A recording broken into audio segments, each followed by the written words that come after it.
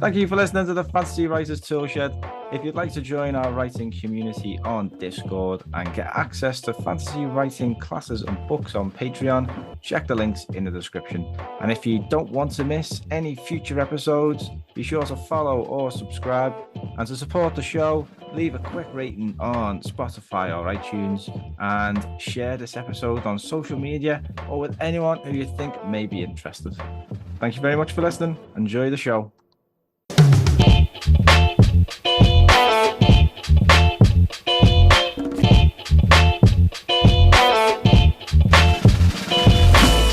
Welcome to another episode of the Fantasy Writers Toolshed. I'm your host, Richie Billing, and I'm delighted to welcome back bestselling author Stephen Aryan. Stephen, how are you doing?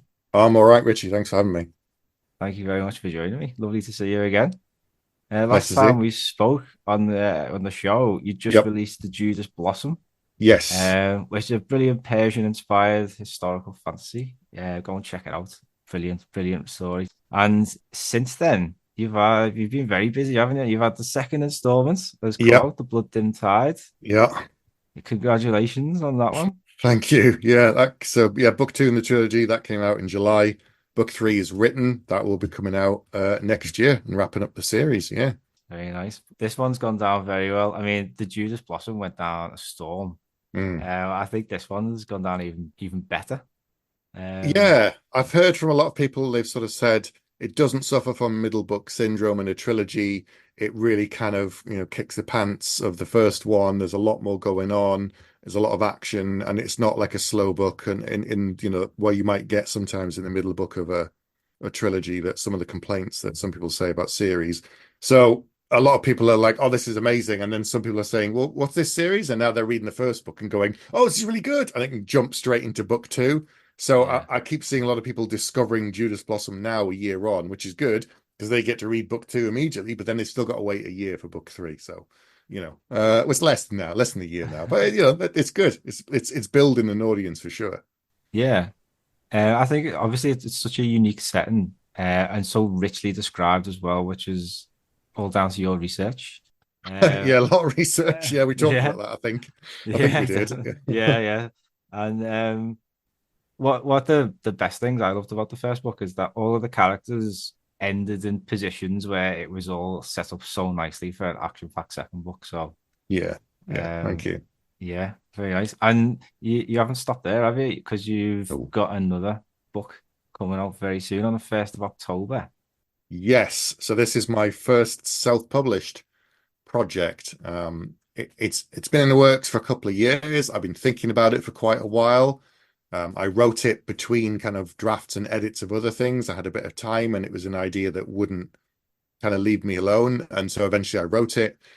Then I sat on it for a while, and I kept thinking, what am I going to do with it? It was a novella, and it was long for a novella at 42,000 words. And I thought, okay, do I make it a straight crime novel? Do I make it straight fantasy? Do I try and make it a full novel? And I played around with it, and nothing really kind of worked. I was basically trying to, put a square peg into a round hole. It was what it was. And in the end, I thought, right, because it's such an unusual story, it crosses a lot of genre borders, and the fact that it's novella, this will make a good first kind of project for me to self-publish it, learn the ropes, because I have been talking to authors, self-published and traditional, for like 4 years now on my YouTube channel since COVID kind of times. So I had learned some things, but I'd never gone through the process myself. So this was a good opportunity to learn it and actually do it as well. No, it's really cool, and it's called New York Minute, New York Minute, and yeah. I'm about 100 pages in, so I'm near the end. You're nearly done, yeah. I think there's about 40 pages left. That's what I love about novellas. They're just nice, short and snappy. Yeah, Um, yeah. but I love the setting more than anything. I think. Do you want to Mm. tell us a bit about how you what it's like and how you came up with it? Yeah, so I describe it as a noir story set in an alternate New York. So it's not fantasy. There's no magic, there's no monsters, there's no dragons. It is a crime story. It is kind of a hard-boiled PI investigating a missing woman in the New York underground. He's kind of going through the underworld. He's dealing with gangs and, prostitutes and crime, and there's lots of violence and lots of adult content. And it feels very much different to anything I've done before. And yet it's still a slightly speculative novel because it's not our New York and it's not 21st century technology. So there's no cars, there's no mobile phones, there's no, modern technology of anything like you'd imagine. It's a lot more primitive in some ways. But the reasons for that are kind of baked into the story and baked into the setting for the why it is the way it is. And so there's lots of layers. There's the primary story on the surface about this guy who used to be a cop and now he's a PI.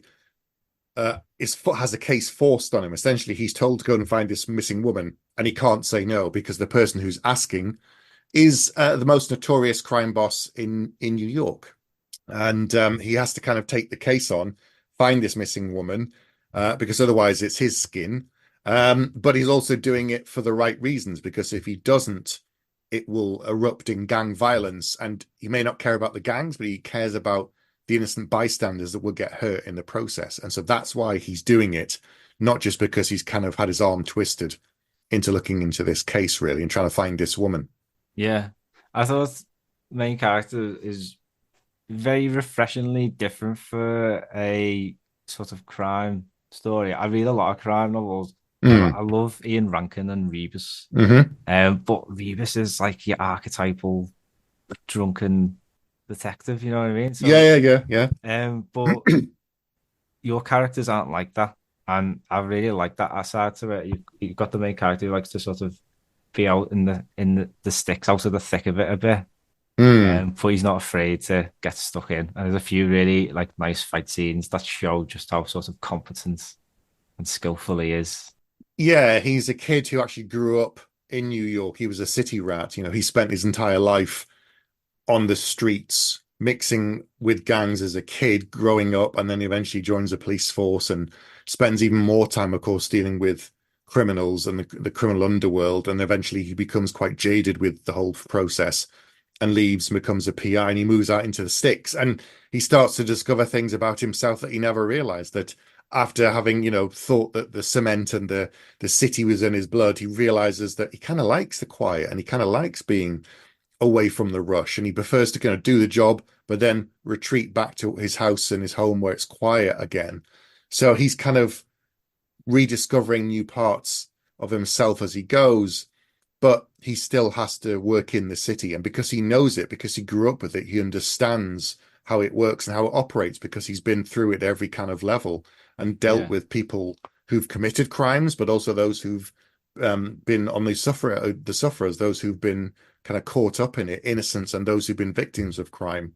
So it's a really kind of typical crime story in some ways, because he's trying to solve a case, but the setting is really atypical. It's just not what you would expect. And there's some other things that I've thrown in that I don't want to spoil, that kind of color around the edges that give it a bit of a unique twist to do with the world that it's in and some of the kind of problems for the characters and then some of the history as well.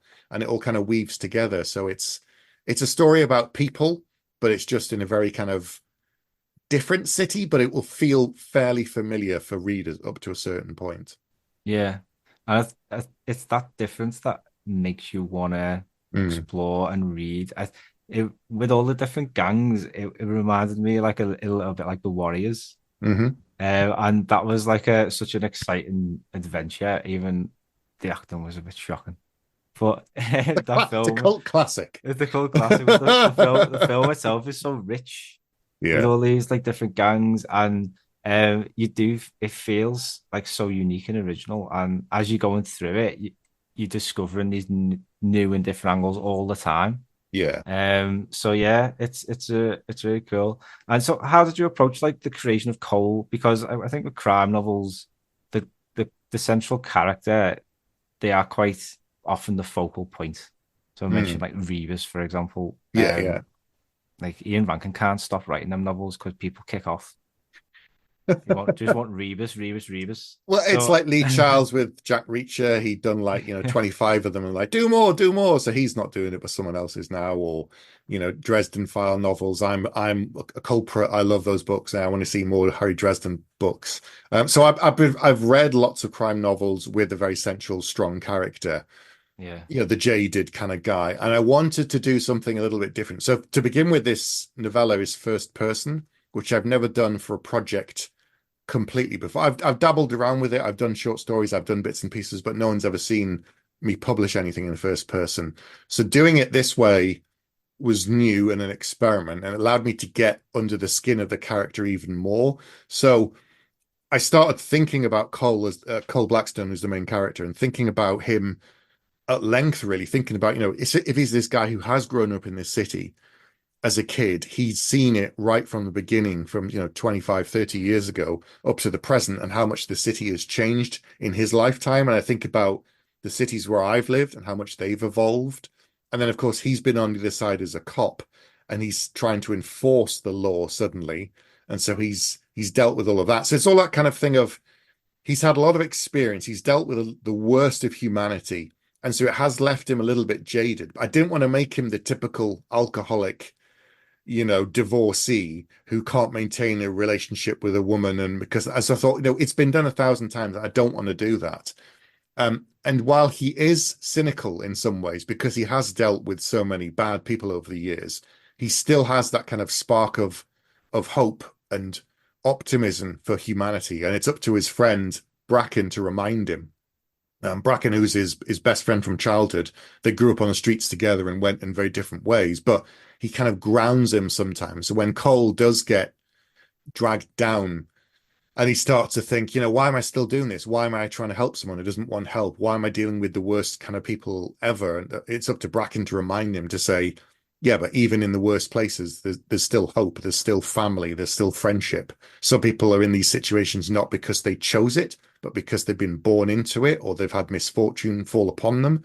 And so it was creating this balance between the two characters, I think. And that's where every time I started to drag too much down with Cole and thinking he's making him so dark and brooding, and I thought, no, he's not that kind of a guy. And if he is, Bracken would have shaken him, shaken it out of him over the years. So I wanted to make him feel as realistic as possible, given what he's been through, but I didn't just want to make him an awful, cynical drunk the entire time, because that gets kind of tedious, especially if I'm writing it first person. Yeah. How did you find writing first person? I've only done a few short stories with it, and I have really enjoyed it, and I don't know why I haven't done more. But what was your experience of it? So there's the challenge of, you have to craft the story in a way that the character comes across everything organically. Otherwise, it's like, oh, suddenly they get a phone call, and then that gives them the information they need to go on to the next level of the investigation. That can feel a bit kind of contrived. So you have to be careful of that. If you're writing a really big world story, you can never move away from that one person's point of view. So a big fantasy novel from one point of view can absolutely work, but you can't then jump to the other side of the war, the other side of the world. It's all just what they see and hear and experience. So if you're trying to kind of zoom out and do a more macro story, you can't. There's tricks away you can get around it, but equally I'm thinking, well, if you're going to do that, why not just do third person, have multiple points of view? Yeah. So that's one thing. The second thing is, because you've only got this one person's perspective of the world, you have to craft it quite carefully. So think of, if you've read the Dresden Files, you think of Harry Dresden. He's this very optimistic, very upbeat guy. He always believes the best in people. He's always trying to help someone. He's quite naive in some ways. He's quite noble. He's very kind of old-fashioned. And so you have to see his view of the world, and you have to find a way to do it convincing, so that it doesn't just feel like you. With writing first person, it's very easy to just kind of like start talking as yourself through that character. And Yeah. I think writing someone who's quite different from you is the biggest challenge. Um, Yeah. I mean, people always say, like, oh, which character is more like you? And, which, in any book and thing to an author. And the answer is all of them and none of them, because I created all of them. Every author's created all their characters, but equally, they're all pieces of me.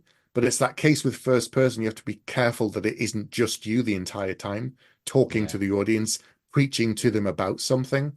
So I think Cole represents some of my cynicism, perhaps. But then again, the character of Bracken represent my optimism, my hope that, and my belief that people can be better, that can things can improve, and even in the darkest times, you can still find hope. So it was a really interesting experience because I want people to have a very specific viewpoint of the story in the world from Cole's point of view, and I think getting the balance right, that's the biggest challenge, I think, because I don't want people to go and read and be like, oh, he's an awful person, I really hate him, blah blah blah. I'm thinking, no, I want him to be funny and likable, and so it's that kind of thing. You need to get good feedback to make sure that you're crafting it in a very particular way. Yeah. And how did you do that when it came to Cole? Did you get a lot of beta reader feedback and stuff I like that? got Yeah, I got some feedback from friends because I kind of kept asking them about this character and getting their impressions of him and saying, what do you think of him and how do you feel about him? And there is some humor in the book because it sounds like a very dark story, and it is a very adult and quite brutal story, but there's still humor in it. There's still comedy moments and still some levity and dark humor because it would be in the situation. And so I think it was just trying to make it feel organic. That's what I kept asking to people who've read it and saying, does this feel real? What are you getting from this character? How do you view him? Do you think he's funny? Do you think he's miserable? Do you think he's, on the right path and all that kind of stuff? So, and yeah, it's getting the right voice, I think, for the character in first person is the biggest challenge. Yeah, I think you did a great job. Oh, thanks. Yeah, like I'm quite a slow reader and I've been through this quite fast. Mm, And it's because you form that connection with the character and you want to see how they get on. yes. Yeah. I don't think every character has to be likable, but I think you have to find something about them that's either interesting or good, however you interpret that, the phrase good. Like Dexter Morgan, the character from the Jeff Lindsay novels, is a serial killer, and he kills people, and that's awful. But he's really funny, and I really like him because he's sarcastic, and he does what he says about people, and that endears him to me, despite what he does. So that's Yeah. very different from Cole, where Cole is generally a good guy who's just trying to do the right thing. So yeah, it took a lot of work, I think, getting it right. And how did it feel writing something that wasn't fantasy? Because you that's what you're most well known for, the battle mage, the Mm. cowards, the Hmm. Mageborn. So to depart from that genre, how did it feel? Was it quite liberating, or is it something that you want to do for a while? I've been wanting to do it for a while, and I've kind of dabbled in it a little bit already because Blood Mage, my second novel, is crime fantasy novel, essentially. It's about a guy who's essentially a cop in a city trying to find a serial killer. That's one of the three characters in the main characters in the book. And I kind of scratched that itch then. But I'm a big fan of crime fiction, in particular TV shows. I've watched them, since I was a kid, all the way back to, NYPD Blue and Law and Order and all these kind of cop shows over the years. So that's always been in the back of my brain. And doing Blood Mage was good and it helped for a while. And I kept thinking, oh, I want to write more stories with that character. But then I got kind of very busy with the other fantasy novels and the other kind of the next trilogy, and then the Coward and the Warrior and stuff. So I think this is scratching the itch to do a crime story, but because it's still speculative fiction, because it's not just pure 21st century, it still kind of feels slightly fantastical to me. So it's not fantasy. As I said, there's no magic and monsters and stuff, but it's not a pure crime novel. I might do one eventually, some point in the future, maybe, do something like that. But having differences in there allowed me to do certain things in the story that I couldn't do if it was a straight crime novel. Like it's not a giveaway. In the front cover, there's two moons on the cover of the book. So it's like straight away, we're not in Kansas anymore. So it's a little bit different. Mm, Yeah, it's good that you sort of you've blended the two, but in a way, it's like you've got the fantasy elements with the world, yeah. but it's still very much a human story, Yeah. and that's what I really like. It's a brilliant approach. It's I think by having quite a few things in there that are familiar in this story, but I always say within my fantasy novels, the more things you have in there that are familiar, the easier it is for people to get into a story. Like with the Judas Blossom, it's 13th century Persia. I, I don't know anybody who knows a lot about that. I didn't until I started doing any research. But if I just filled it with so much detailed world building and so many new terms, readers are going to stumble into that. Yeah. Like I talk about it like you're trying to run the hurdles. The more hurdles you put in place, the more the reader will slow down rather than engaging with the story and the characters and the world. And so you drip feed the information in, but you give them enough stuff that's in it that it feels familiar. And so I did that on purpose with this world. That the fact that I've set it in a city called New York, straight away people have an idea of what that is. I talk about other things and there's little nods to other things within our world that people will recognize. So there's all these little tricks you can kind of use to hook the reader so they engage with the fate of the characters. And that's ultimately what I want. I want them to care about the characters, not be thinking, well, how does that work? And what's this? And what does Yeah. that do? And what's the thing? It's like that's less important how it works as engaging the characters and their fate and care about what's happening and the story. That's what I want from my readers, really. Yeah. And do you think a novella works quite well for that? Because I've been writing novella as well, and I've quite enjoyed the fact that you can just get rid of like all the fluff and just focus purely on the characters and what they're going through at this moment in time, and then fill in the gaps as you go. Yeah. And I found it quite like it's a more gripping to edit. Let's just say that because and faster to edit. But it's So just because the story's leaner. I don't know. I found it a lot more engaging anyway. What do you think? yeah, it is because you still have world building in there and you still have all the important conversations and dialogue in the story, but you strip out some of the other things in there. So I've just been reading the Sebastian de Castell Greatcoats novels, and his books are all, 3, 4, 500 pages, 550 pages, but they read more like a crime novel or a novella Yeah, because there's a strong focus on dialogue. There is world building. I can tell you what all the characters are like. I can tell you who they are. I can tell you, what they're thinking. But most of it is done through dialogue in his stories, and which makes them incredibly fast reads, despite being 600 pages. All of the chapters are really lean as well. So you can just whip through a chapter and be like, oh, I want to know what happens next. And that's a great kind of writing technique that he's mastered, yeah, that I'm just like devouring the books. And so you have some of that with a novella, I think. Because if you have 20 pages of just world building description of stuff, that's a massive chunk of the book you've already just used up. Like, yeah, so do people really need to know all that? Are those 20 pages critical to the plot? Probably not.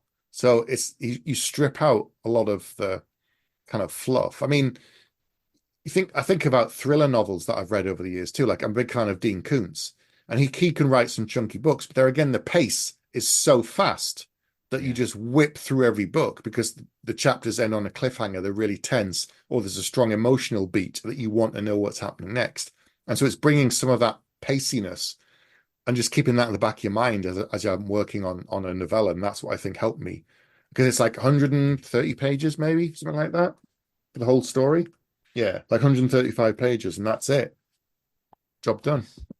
yeah. It's a very quick read, especially when you use dialogue, because, like you say, that is one of the best tools you could use to quicken the pace.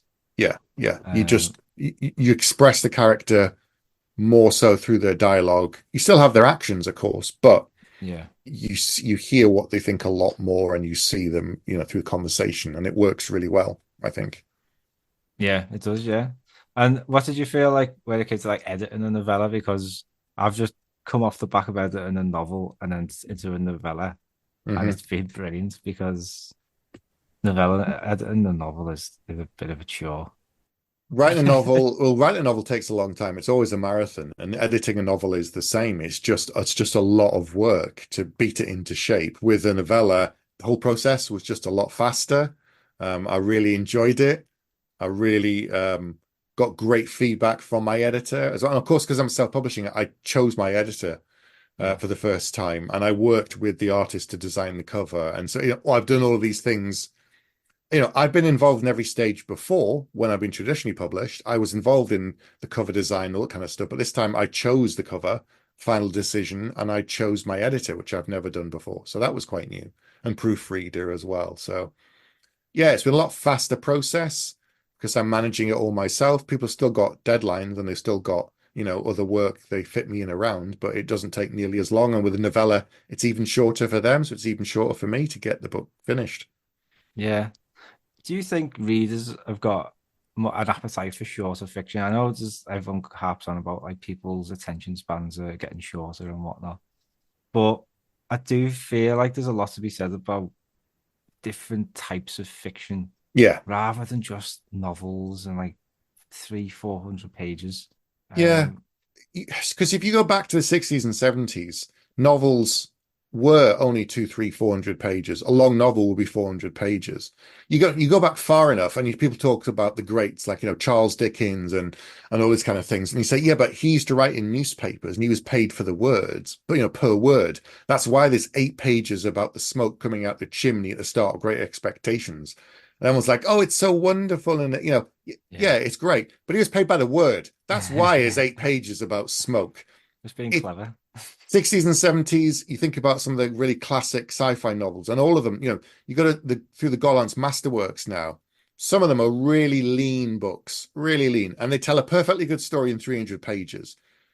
I love big fantasy, books. There's a bunch on my shelf behind me. I read lots of them. I love them. But equally, if you give me a 300-page really fast-paced, gritty crime novel, fantasy novel, sci-fi novel, whatever it might be, and I can soak that up in a few sessions and read. That's fantastic. I think shorter fiction works hand in hand with long fiction. Sometimes you want to soak into a world and just spend as much time as you can in it. And other times you need like a sort of palate cleanser before Yeah. you go into something completely new. Like you finish a series and you've got a book hangover, and you're like, oh God, I don't want to start another massive series. I'm not ready for that kind of commitment yet. You can read a couple of short novels and have a great, palate cleanser. And novellas are great too. They're good for that. And there's more of them recently, I would say, a lot more in the traditional space. But you think about Tor.com, that's now React. No, yeah, sorry, Tor.com. They're now doing, like Martha Wells did all of her um what's the one with the robot that she did, like all of her novels. She did 3 or 4 novellas. And then she's done some novels set in the same world. T. Kingfisher has done a bunch of short books based upon things as well as bigger novels. So I think it's creeping in more. And Yeah. I think for some traditionally published authors like myself and others, they've found a way to be hybrids where, like Brian McClellan did a bunch of Powder Mage novellas alongside his novels, and he self-published the novellas. Bradley Beaulieu with his series, he did the same thing. He had 6, 7 book series, but he had a bunch of novellas too that he self-published to expand the world if people want more. So there's ways to do it, I think. It's just finding a project that you're passionate about, that you want to explore, and you can experiment with it as well, because it's not as big a commitment. Like if I'm writing a book a year, I can't really squeeze in another book a year alongside it for myself. But I could do a novella. That I've got time to do that alongside writing a traditionally published novel. It's interesting that you say that the publishing world has become a bit more receptive to it because when Hmm. I was flirting and doing research with novellas a few years ago, everyone just seems to be so averse to them. It's not cost effective for them. It's it's That's not why they cost don't. effective. I No, was thinking because there's less pages to print. nope, It's better for them because they're no, cheaper to produce. it's not. So, That's the problem. It's not cost effective because if you put out a novella and it's 150 pages, the cost of printing it's not, in some ways, these machines are so big, it's time on the machine that's being paid for rather than, the paper is a factor, the ink is a factor, sure. But equally, it's time on the machine that they need. And there's only so many of these big machines to print, and there's only so many, spaces and stuff. And a novella, you've got to pack in the cost for the advance, you've got to pack in the cost for all the artwork and the editing, promotion, and then a portion for profit. It's just not cost effective for them. So there aren't many of them that do it in the traditional space. A smaller publisher isn't operating on the same economies of scale, so they can do it because they're not printing minimum 10,000. They might print yeah, 500, and that's a big run for them, but they're not using the giant machines, and they're not paying at the same kind of scale, and they're not trying to make the same profit margins as a larger publisher who's part of an even bigger group, who's part of the big five. So there's all these kind of business decisions that factor into it. And there are some Yeah. that do it, like Tor.com, like Tachyon Press, but they're much smaller businesses. So their overheads are much smaller. So their costs are much lower. So the advances they might pay might not be nearly as big. You're not going to get like a 7-figure deal for a novella compared to a 3-book giant epic fantasy series. But then again, it's probably not going to sell at the same level. So I didn't write that thinking, oh, this novella thinking, oh, I'm going to do it myself for all of these business reasons. I wrote it because it was Yeah. right for the story. The fact that I ended up self-publishing it is because it is such a weird one. It crosses so many genre borders. That's why ultimately I went. We tried a couple of the smaller publishers and they were still a bit kind of twitchy about it because I think it wasn't quite right for them Yeah. because it is such an odd story. So it worked out in the best, I think, for me because I've learned so much from doing this. But yeah, it's being a published author, whether you're self-published or traditional published these days, you have to be business minded. You have to have that. And I know some people are like, oh, it's really boring and I don't want to have to think about this or I haven't got time for that. That's when maybe traditional is better approach because a lot of people are taking care of a lot of those other things for you. Yeah. You still have to do, promotion and social media and events and all that kind of stuff, but there's a bunch of stuff that you don't ever see that's taken care of by other people. So it's about you as an individual and what you have time for to fit in around everything else that's going on in your life, like a day job, family, having a life outside of writing, Yeah. all that kind of stuff. I know. It's just, there's a lot if you go it alone.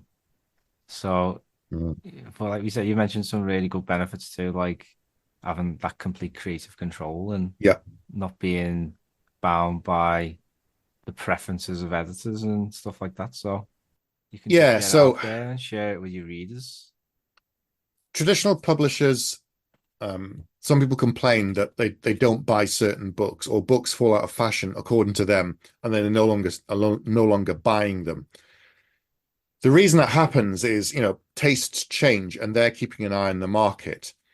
And editors talk to agents. And obviously, an agent isn't going to take on a new client for, I don't know, a Cthulhu style horror novel. Let's say that they've not been selling that well recently. So editors tell agents, yeah, don't send us any of them because we're not Yeah. we're not going to buy them. That doesn't mean there aren't readers out there who still aren't readers that will still enjoy those kind of stories, but it means the agents aren't looking for them, the editors aren't buying them, so the big publishers aren't selling them.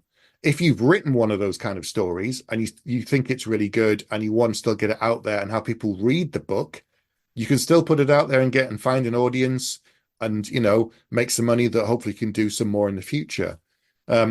Traditional publishers play catch up. Sometimes things come in the self-published space and a new wave begins and they jump on board and transfer it over. Romantasy, that's Yeah. really, really big in the traditional space. It started somewhere else.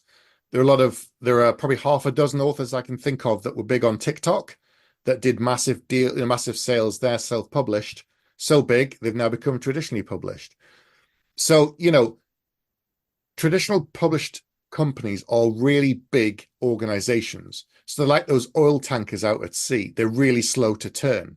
Smaller publishers are a lot nippier. They can change and jump around a lot faster. Self-published, there's no giant corporation.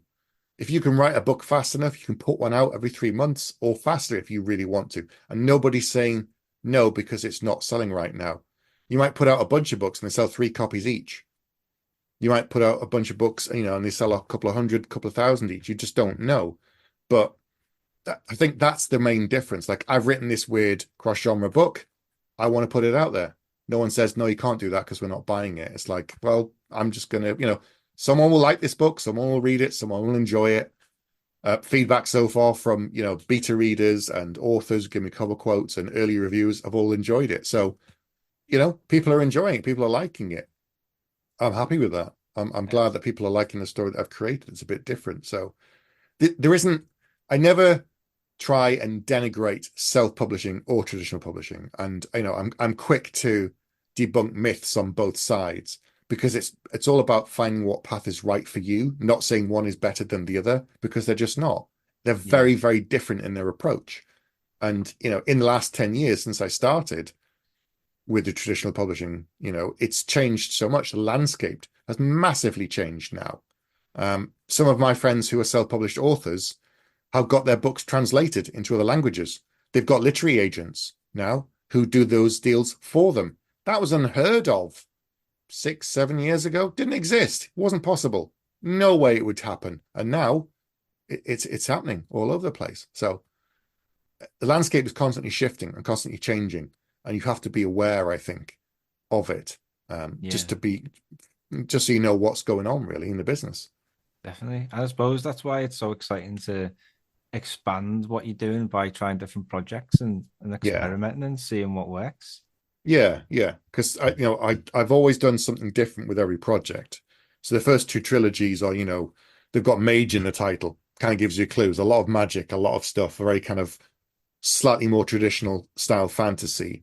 Then I did a duology that was very different. I was kind of looking at the old fantasy quest trope and reinventing it and doing something different whilst talking about a bunch of different things. Then I did historical fantasy trilogy that I'm halfway through now because it's stretching different muscles. It was a different challenge. It was a lot of research, and I never want to do the same thing twice. I just kind of get bored doing it. And if it's boring to write, it's probably boring to read. So New York Minute, very different again. First person, multiple genre crossover, a crime story. Yeah, it keeps it fresh for me, it keeps it interesting. And it's still within the kind of speculative space, which I'm probably always going to write stories in here in some capacity. I'm never going to move away from fantasy. I might do other bits and pieces, but I'll always come back and write more fantasy stories in some way. That's what we like to hear. Yeah. Yeah, I'm not going anywhere. Brilliant. So New York Minute comes out on 1st of October. Yes. It's a brilliant read. Go and check it out. The world is fantastic. The characters are really engaging, and the story is nice and interesting crime. It's what we love. All those intriguing thrillers and lots of Yeah. twists and turns and lots of Yes. like rich and curious characters along the way. So yeah, Yep. definitely recommend it. Cheers. So yeah, it's ebook, it's paperback, and it will be on Kindle Unlimited from the 1st of October as well. So for those on Kindle Unlimited. So yeah, that's the plan. Um, Fantastic. and I'm doing a couple more in the same world with the same characters. I'll start writing the second novella in January. That's the plan. So yeah, watch this space for more stories about Colin Bracken. Stephen, where can we learn more about you? If anyone wants to sign up for your newsletter or check out your website, where's the best place to go? Yeah, my website, stephen-aryan.com. On there, there's links to my newsletter. I'm on Twitter and I'm on Instagram. Those are the best places to find me. I've got a YouTube channel. If you are a writer and you want some writing advice videos, there's a lot of interviews with authors about how they got to where they are. But equally, there's over 100 videos of me debunking myths and talking about various writing aspects. So check out me out on YouTube. Yeah, I'm not on Blue Sky. I'm not on TikTok. So you won't find me on there. YouTube, but yeah, videos are brilliant as well. Oh, So cheers. I, Thank I you. always like them.